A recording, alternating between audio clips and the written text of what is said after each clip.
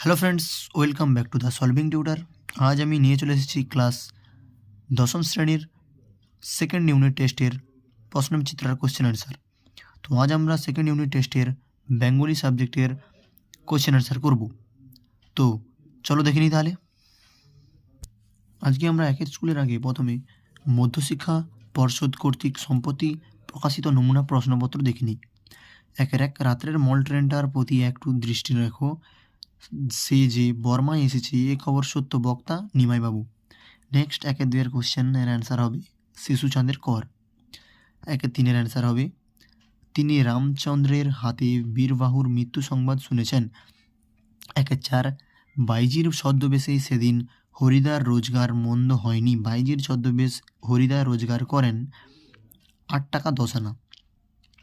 একের পাঁচের অ্যান্সারটা হবে দ্বন্দ্ব সমাস।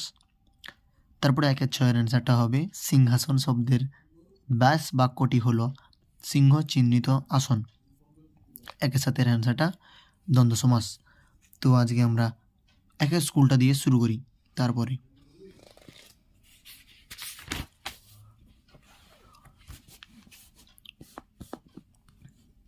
আজকে আমাদের মডেল 1 একের এক, একটু তারিফি করলেন মাস্টার মশাই।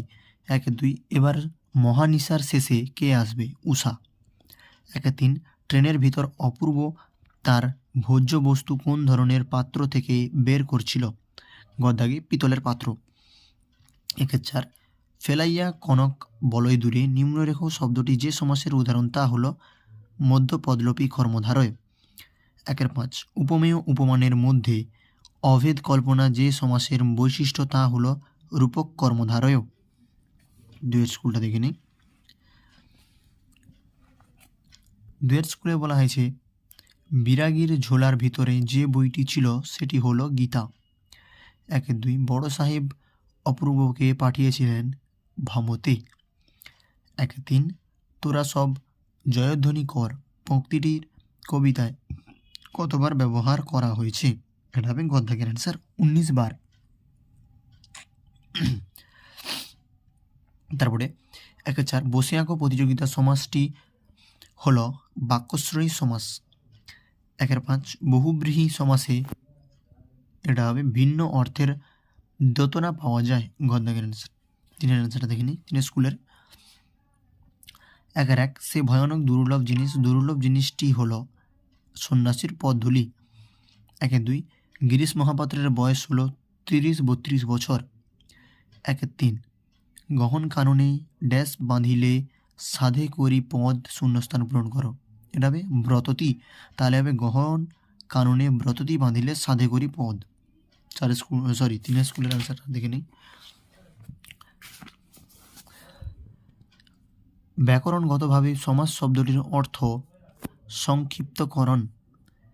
একের পাঁচ, কর্মধারয় সমাসে প্রাধান্য থাকে পরপদের অর্থের। চার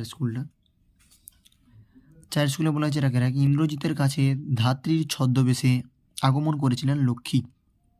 একের দুই, বুড়ো মানুষের কথাটা শুনো, বুড়ো মানুষটি হলেন নিমাই বাবু।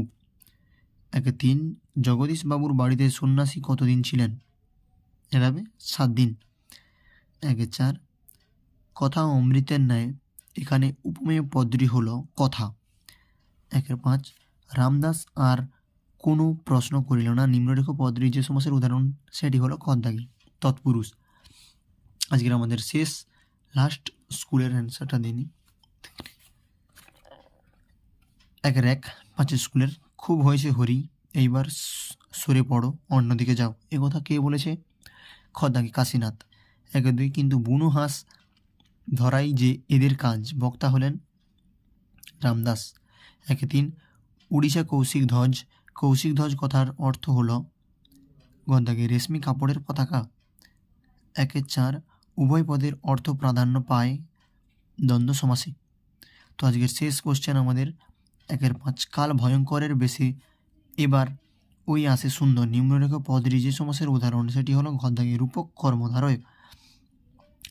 দেখে নিয়েছো তো, আশা করি বুঝতে পেরেছো। তো আজকের জন্য এই থাক, দেখাচ্ছি নেক্সট ভিডিওতে।